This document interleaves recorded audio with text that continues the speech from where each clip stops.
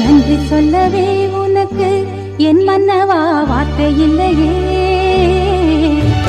தெய்வம் என்பதே எனக்கு நீ அல்லவா வேறு இல்லையே. நாற்புறமும் அலைகள் அடிக்க நீ ஒரு தீவென தனித்திருக்க. பூமிக்கு ஒரு வாரம் என்று எண்ணி இருந்தேன், பூ முடிக்க யாரும் இன்றி கண்ணி இருந்தேன்.